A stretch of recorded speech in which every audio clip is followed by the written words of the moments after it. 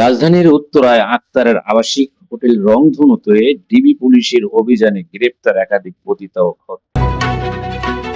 অবৈধ কার্যকলাপের অভিযোগে রাজধানীর উত্তরার আবাসিক হোটেল রংধনুতে অভিযান চালিয়ে একাধিক নারী পুরুষকে গ্রেপ্তার করেছে গোয়েন্দা পুলিশ।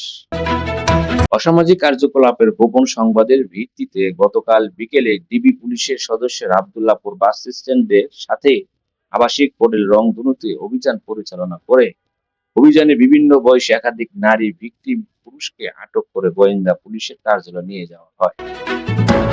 রাজধানীর বিভিন্ন এলাকায় এই রংধনু হোটেলের মালিক আক্তারের রয়েছে একাধিক আবাসিক হোটেল, যেমন রাজধানীর শ্যামলীতে হোটেল প্যারেড, যাত্রাবাড়িতে তাজ এবং আশুলিয়ার পল্লী বিদ্যুতে নিউ গোল্ডেন। এসব হোটেলগুলোতে অসামাজিক কার্যকলাপের অভিযোগ দীর্ঘদিন ধরে উঠে আসছে।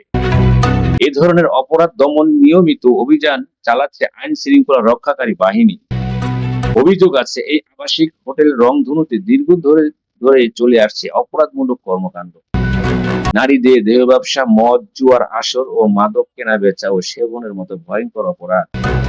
নামে আবাসিক হটেলেও আদতে নেই কোনো আবাসিক হোটেলের নিয়ম কানুন। তথাকথিত এই আবাসিক হোটেলগুলো মূলত পতিতাবৃত্তির কাজ ও মাদক কারবার এদের মূল পেশা। কিছুদিন আগে এই আবাসিক হোটেল রংধনুতে মালিকদের মধ্যে ভাগবাটোয়ারা নিয়ে দ্বন্দ্বের জেরে এক পর্যায়ে তারা মালিক শফিককে ছুরিকাঘাতে হত্যা করে। উক্ত হত্যাকাণ্ডের মামলা উত্তরা পশ্চিম থানায় দায়ের করা হয়। শরীয়তপুর জেলার বাসিন্দা এই আক্তার দীর্ঘদিন ধরে এই অবৈধ কাজ চালিয়ে যাচ্ছে। সবসময় দূরে থেকে তাকে গ্রেপ্তার করে আইনের আওতায় এনে শাস্তির দাবি করেছে উত্তরা এলাকাবাসী।